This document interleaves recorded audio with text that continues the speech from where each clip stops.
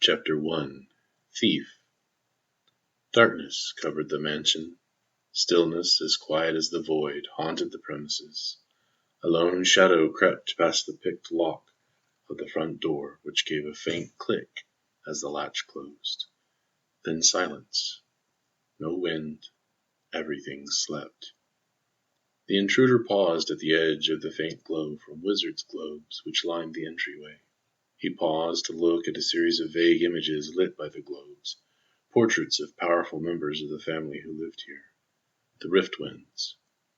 The intruder, who went by the name Muskrat, knew the council met on Poulin Island this week. He felt confident Lord Riftwind would not return for several weeks. Muskrat moved further into the house. As the light increased from more globes, he grew more cautious. His shadowy form coalesced into a slender humanoid shrouded in dark grays. Hair all over his body stood on end when he passed into the main reception hall. Behind him, a spell activated with a loud crackling noise. A wall of lightning as wide as the doorframe blocked that way out. Muskrat stifled a cry. He paused to regain control, then he turned to examine the barrier. The architects had used metal for the doorframe. The metal acted as an anchor for the spell. Without a means to disenchant it, the only other way for him to get out through that doorway would be to remove the frame. You forgot to tell me about that one, Dugan. He sighed and turned back to face the reception hall. Dugan had told him once that geomancers in ages past had formed the home by magic, using solid stone, crystal, and metal. The lightning wall left a pleasant electric odor in the air. Beyond it, a slight breeze moved through the home, carrying a clean smell and a moist feel. The Riftwinds liked cooler weather, and their home echoed that preference. Shivering as he adjusted to the lower temperature, Muskrat wrapped his cloak tighter. He surveyed the room for objects of value. 8 marble pedestals stood scattered throughout the room. Each pedestal bore the full body semblance of one of the Riftwind ancestors and their spouse. His eyes traveled across every detail, looking for more traps his employer had forgotten to warn him about, and the valuables he had come for. Several marble bookcases lined the walls. They held awards, books, and fancy statuettes, meant to impress the less important guest, not allowed further into the house. A large aetherpine meeting table sat to one side, with elegant wooden chairs surrounding it. The rest of the room remained open for standing. Muskrat made his way across the room to a display shelf. Several baubles disappeared under his cloak. Then, without hesitation, he entered a bare hallway dimly lit by ambient light. A soft sigh behind him gave the only warning. Pulling a glass rod from a pocket, Muskrat whirled to face his attacker. A ghost-like form floated toward him. A whisper. Vaguely humanoid in shape, this one affected feminine features.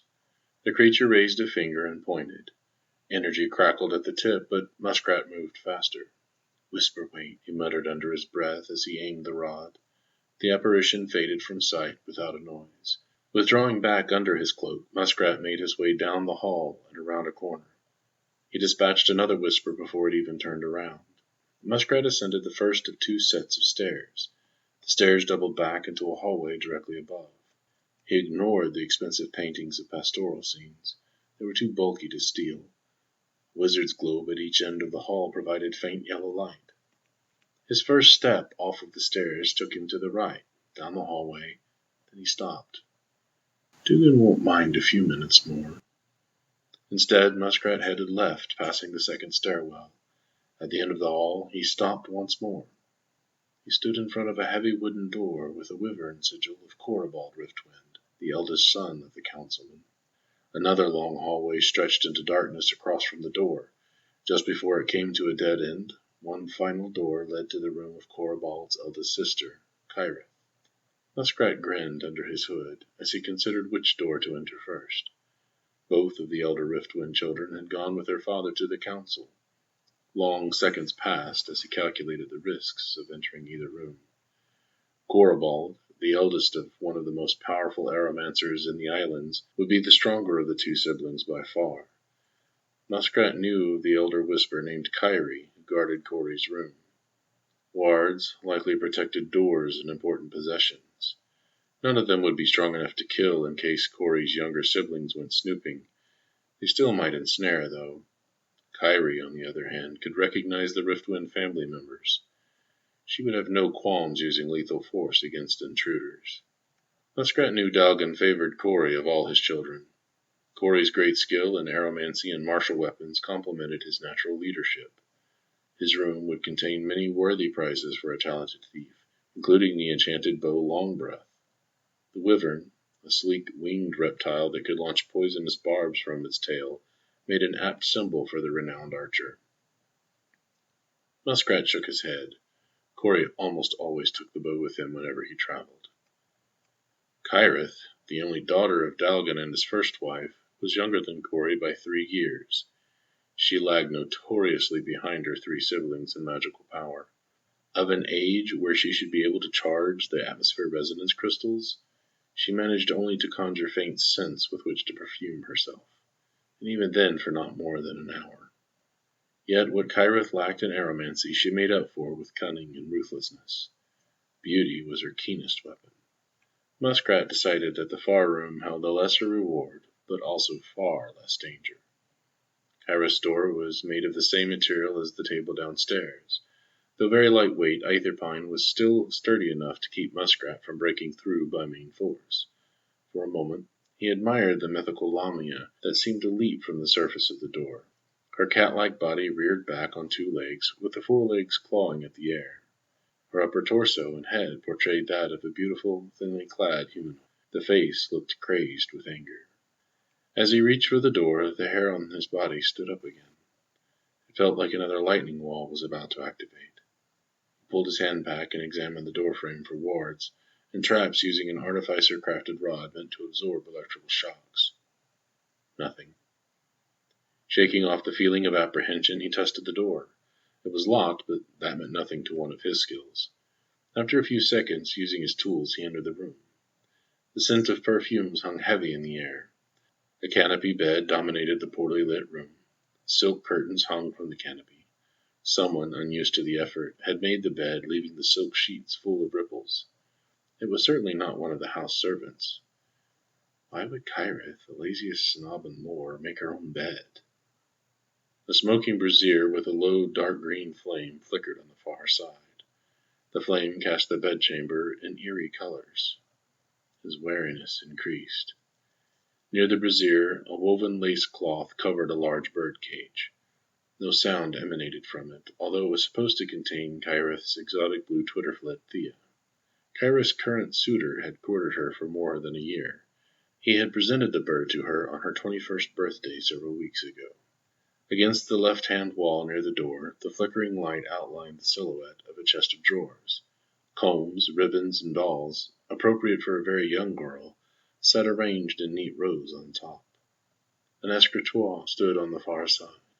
Kyrith had placed it near enough to the brazier to have light for writing and for easy access to the flame. No young woman's diary or papers with fancies doodled in the margins lay out on the surface. Instead, Kyrith had arranged an odd set of tools with meticulous precision, as if for some chirurgeon's practice. There were blades, picks, hooks, and some kind of corkscrew like those used to open wine bottles, but much smaller. The green light reflected in an eerie dance from their metal surfaces. Diagrams with complex geometric shapes and runes in a language Muskrat could not read covered the leather jacket of a small book on the desk next to the tools. A large, tempting jewelry box sat on top of the chest of drawers, yet curiosity drew Muskrat to the strange objects on the desk. A kind of cloying, bitter smell, coupled with an ashy tinge, supplanted the perfume. His movement slowed, for stealth.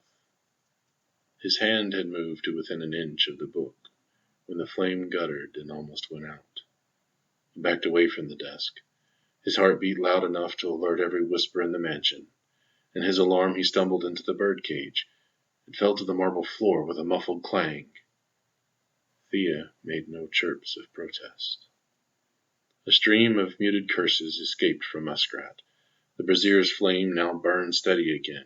Shaking his head and laughing silently at his own foolishness, he set the cage back on its base and straightened the cloth.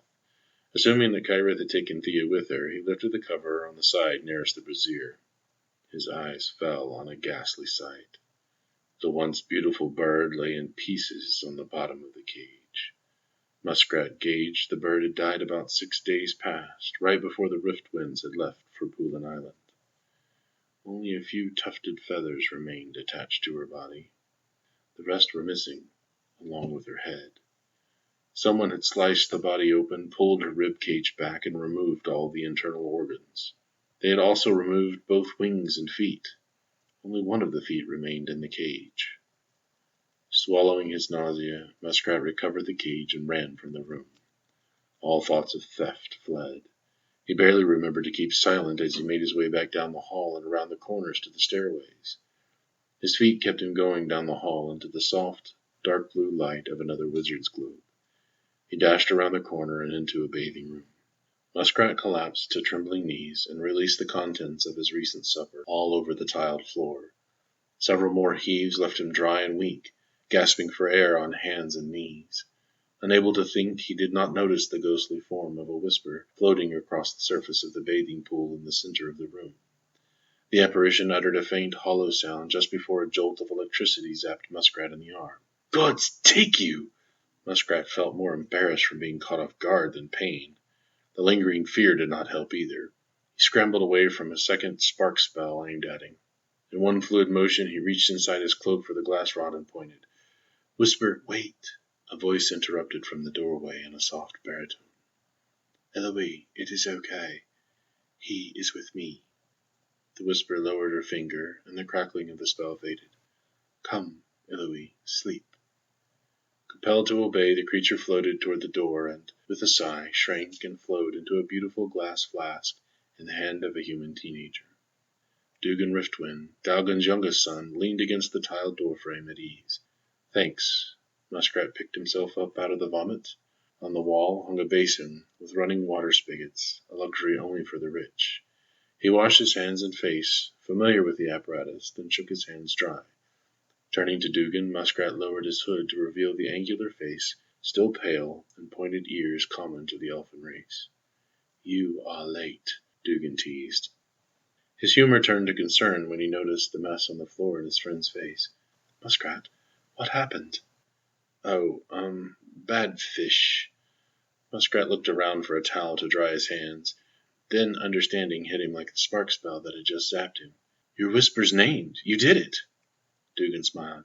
"Yes, finally. Eloise is still shaping, but she will make a fine elder whisper in a few hours. That is, if she is not first dispelled by my best friend. Speaking of which, may I have my rod back?" Muskrat grinned sheepishly and handed over the glass rod. "Sorry, man. I didn't know." Dalgan shrugged. He tucked the enchanted item away in his tunic. "Are you ready?" Weeks of planning by the two boys were coming to fruition. At 16 years old, Dalgan already surpassed in versatility and control many of those 2 years older.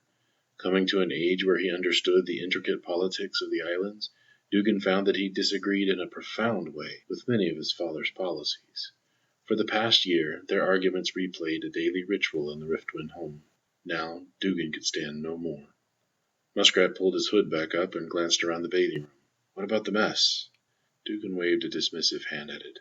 "There is no point in cleaning it up. The Whispers will take care of it once we leave.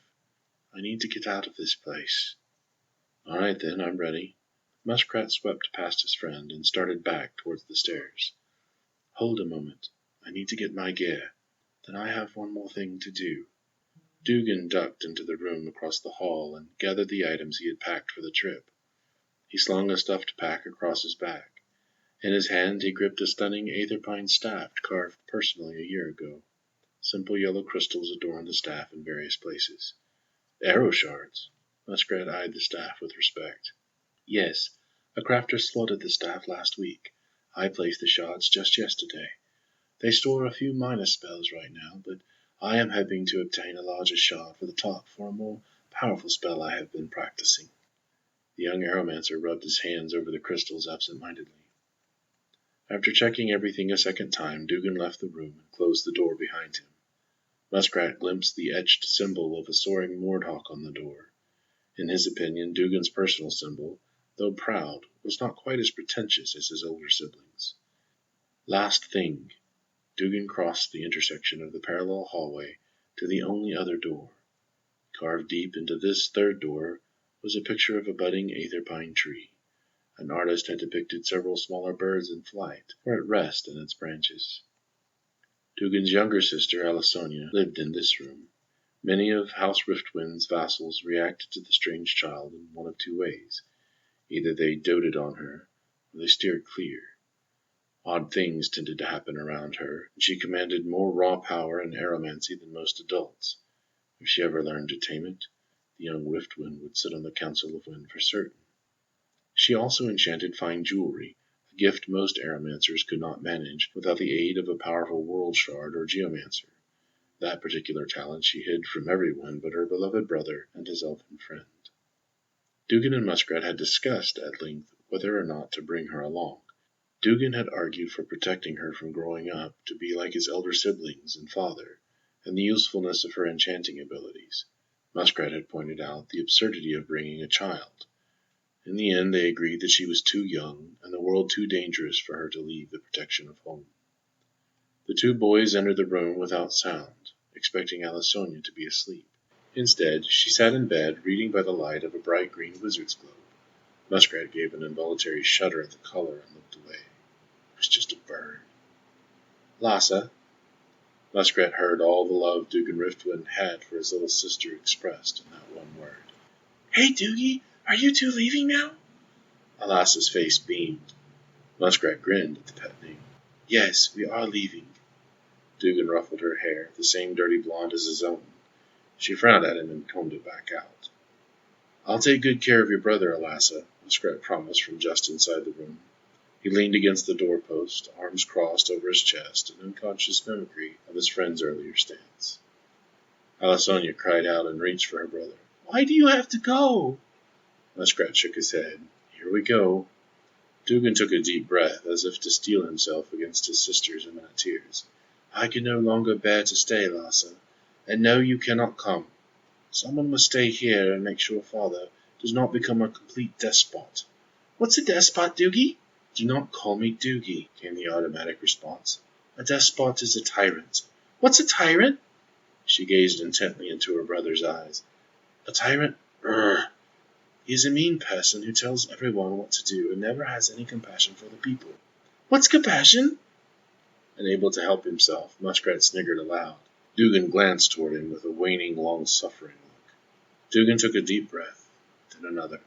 Look, Lassa, I would love to stay and answer all your questions, but I must go. I will not get another opportunity as I have tonight for a long, long time. Please stay sweet and innocent for me, okay? Alisonia nodded quietly as the mood became even more serious. I will. Then tears welled and poured down her cheeks. Doogie, don't go. She leaped from the bed into her brother's arms. Muskrat retreated out into the hall to give them a moment. From inside he heard Dugan sing softly. After the song ended, Muskrat saw Dugan envelop Alisonia in a hug. Shh. I am sorry. Corabald and Kyrith have taken after father. Lord Dalgan Riftwind of Beltair has grown ever so cold since for some time now. I have to leave, and I cannot tell you the all of why, my sister. Muskrat and I, we are going to make a difference in the world. We are going to make things better. As his words grew more formal, the young girl's sobs lessened, and she nodded.